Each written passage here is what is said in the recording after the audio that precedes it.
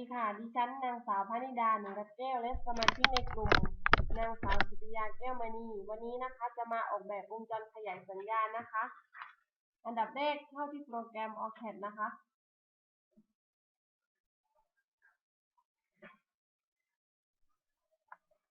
ค่ะจากนั้นก็เลือกไฟล์ New Project นะคะในช่อง Name นะคะให้ตั้งชื่อเป็น 16-28 นะคะและเลือกเป็น Analog Omic AD นะคะแล้วก็กดโอเคจากนั้นให้เลือกเป็น Create a Back Project นะคะแล้วก็กดโอเคค่ะก็จะได้หน้าต่างของการวาดวงจรมานะคะเราไปที่เพจพาร์คนะคะเพราะเลือกอุปกรณ์เลือกอาร์มมา2ตัวนะคะ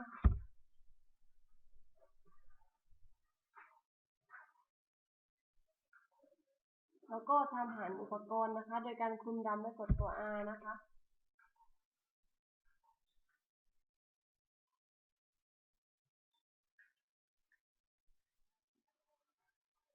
จากนั้นก็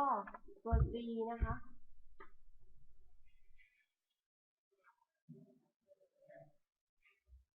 แล้วก็ VDC นะคะ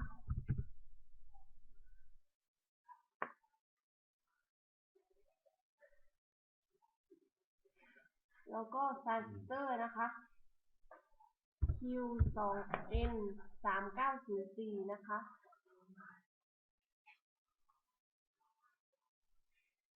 แล้วก็ V size นะคะ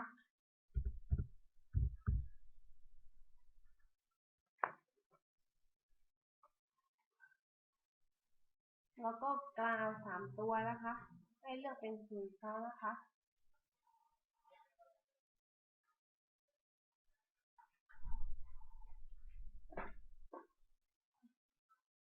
จากนั้นก็เชื่อมขาอุปกรณ์นะคะโดยไปที่ Text Y นะคะ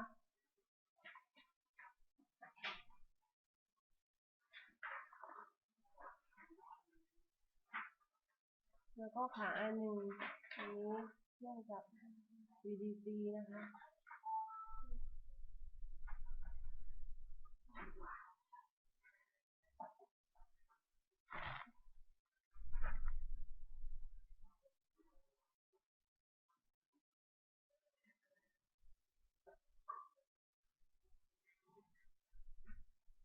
จากนั้นนะคะทำการเปลี่ยนชื่ออุปกรณ์นะคะแล้วก็ตั้งค่าอุปกรณ์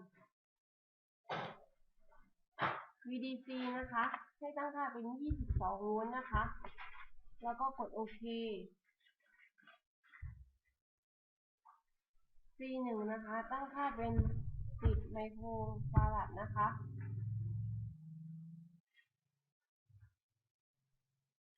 ส่วน V2 นะคะให้ตั้งค่าเป็น Vin นะคะ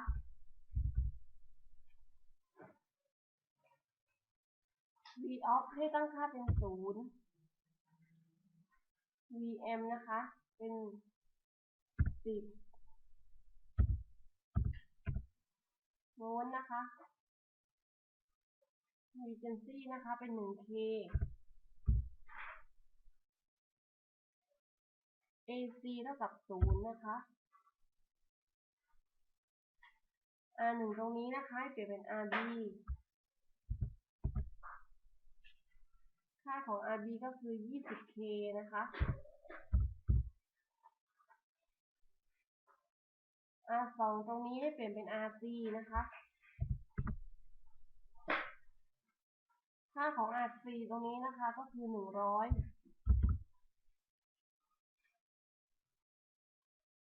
แล้วก็เลือก VCC มา1ตัวนะคะ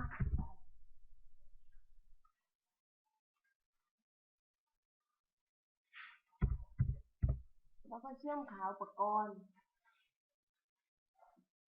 แล้วก็ VCC ตรงนี้นะคะให้เปลี่ยนเป็น Vout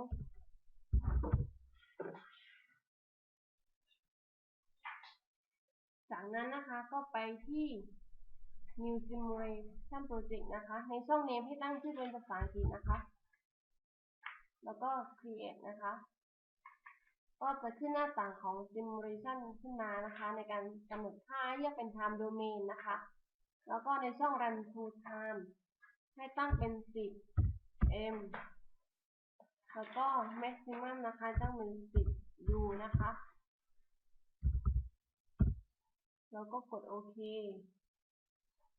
จากนั้นให้เลือกสโคปนะคะมาวัดที่ Vout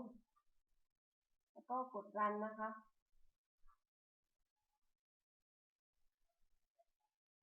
เราก็จะได้กราฟแบบนี้นะคะ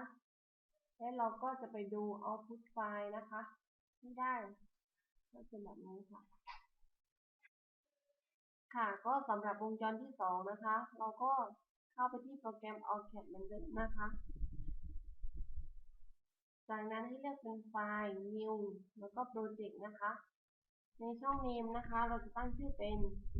16-311นะคะ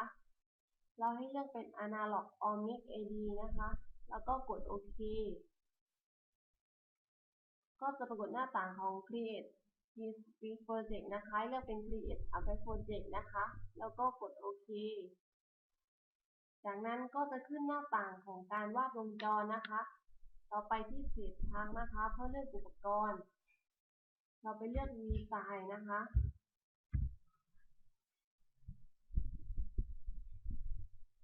แล้วก็ตัว C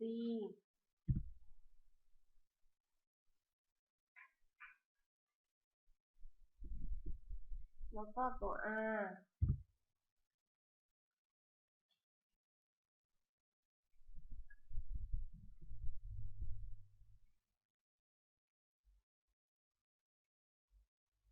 แล้วก็ไดโอดนะคะ ให้เลือกเป็นไดโอด 1N4K02 นะคะ แล้วก็ทำการหาอุปกรณ์นะคะ โดยกดที่ตัว R นะคะ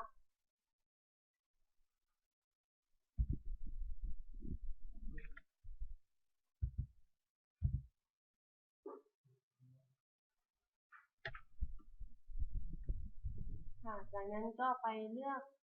หาอุปกรณ์ทรานซิสเตอร์นะคะ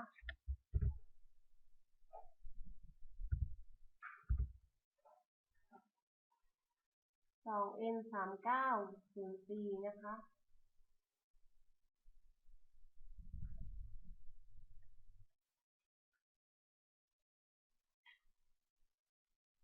แล้วก็ทรานซิสเตอร์อีก1ตัวนะคะ คือ 2N3906 นะคะ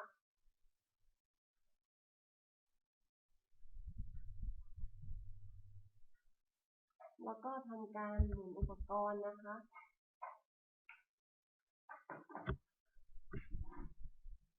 จากนั้นก็ไปหาอุปกรณ์ VDC นะคะ มา2ตัว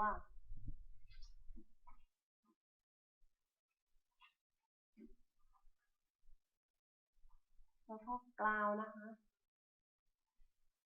ให้เลือกเป็น0 นะคะ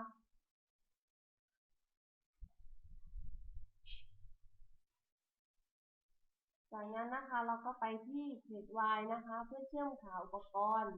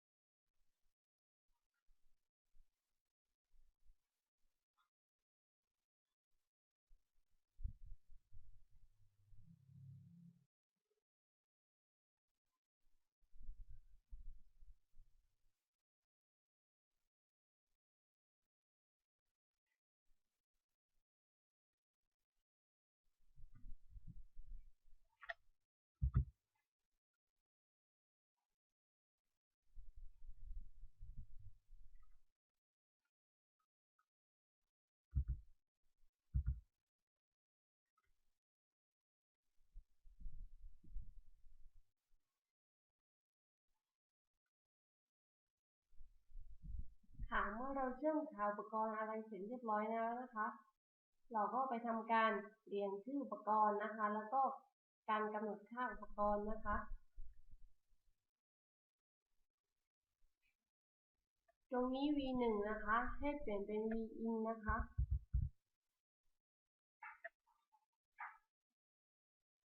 voff นะคะให้เปลี่ยนเป็น0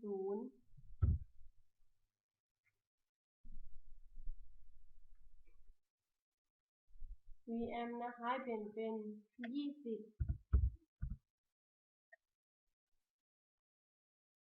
frequency นะคะให้เปลี่ยนเป็น 1k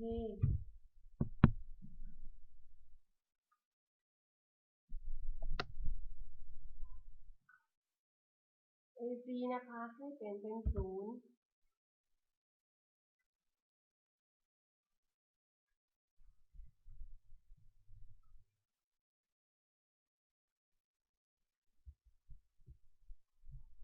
แล้วก็ค่าของ C1 นะคะให้เปลี่ยนเป็น100ไมโครนะคะ แล้วก็ C2 นะคะก็คือ100ไมโครเท่ากันนะคะ R1 นะคะเท่ากับ68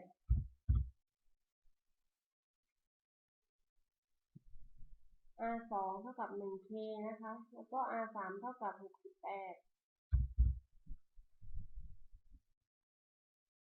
R4 ตรงนี้นะคะให้เปลี่ยนเป็น R5 เท่ากับ 1k นะคะ แล้วก็ส่วน R5 ตรงนี้นะคะเปลี่ยนเป็น R4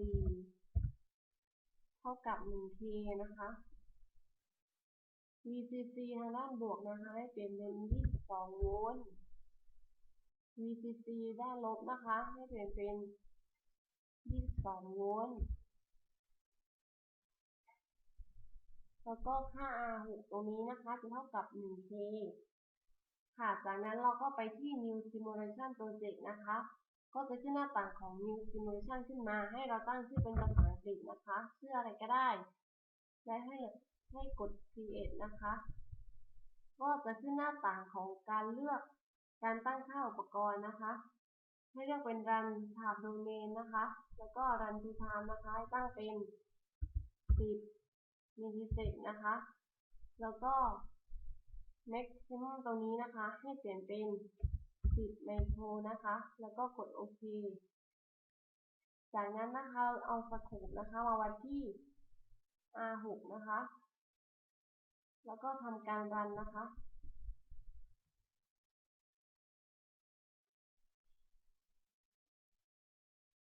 ก็จะได้กราฟแบบนี้นะคะ และเราก็จะไปดูแบบ Output File นะคะ ก็จะได้แบบนี้นะคะในส่วนของวงจรที่ 2 ค่ะก็สำหรับวงจรสุดท้ายนะคะคือวงจรที่ 3 นะคะ เราก็ไปเปิดโปรแกรมเหมือนเดิมนะคะ โปรแกรม AutoCAD นะคะ ให้เลือกไฟล์ New แล้วก็ Project นะคะ ในช่อง Name นะคะให้เราตั้งชื่อเป็น 16-33 นะคะ ให้เลือกเป็น Analog Omic ID นะคะ แล้วก็เลือกโอเค ให้เลือกเป็น Create a Back Project นะคะ แล้วก็กดโอเค ก็จะได้หน้าต่างของการวาดวงจรนะคะ ให้ไปที่ Plate Part นะคะเพื่อเลือกอุปกรณ์มานะคะ เลือก V-File มาเลยนะคะ1ตัว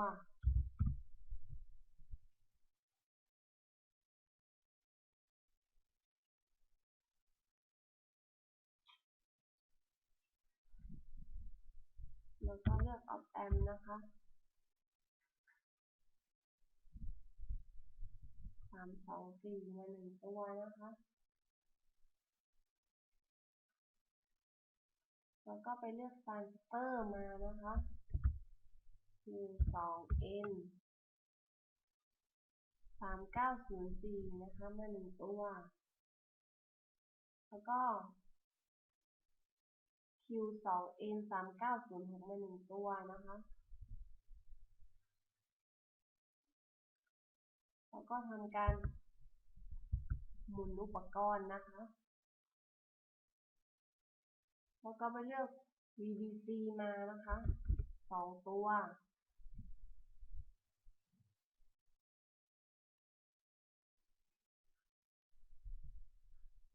แล้วก็เลือกตัว R มา2 ตัวนะคะ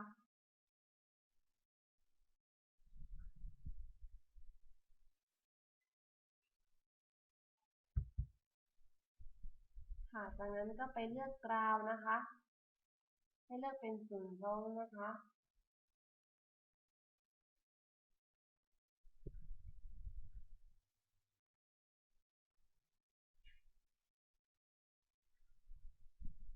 ค่ะจากนั้นเราก็ไปเลือกที่ Set Y นะคะเพื่อทำการเชื่อมขาอุปกรณ์นะคะ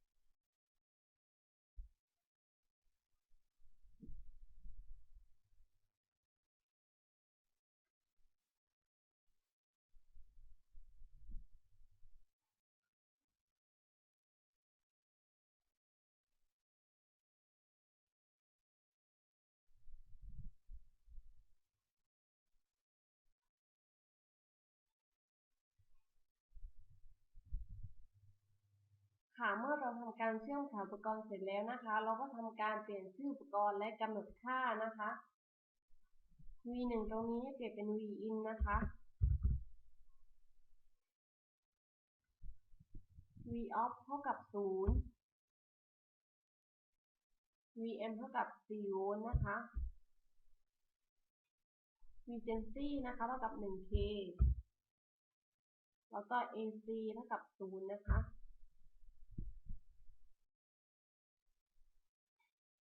ค่า R2 นะคะตรงนี้จะเปลี่ยนเป็น 47K นะคะ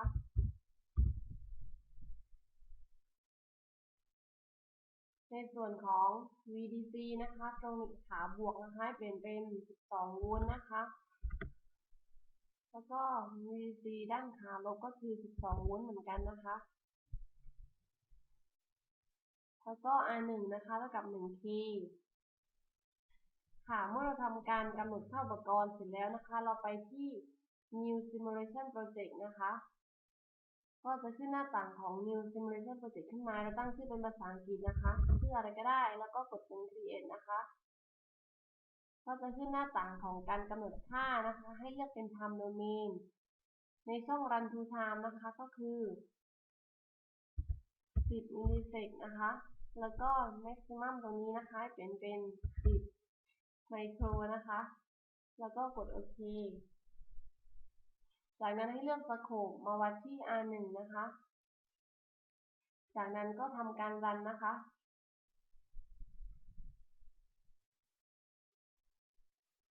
ก็จะได้กราฟออกมาแบบนี้นะคะแล้วก็เราไปดูที่ Output File นะคะก็จะได้ออกมาแบบนี้นะคะ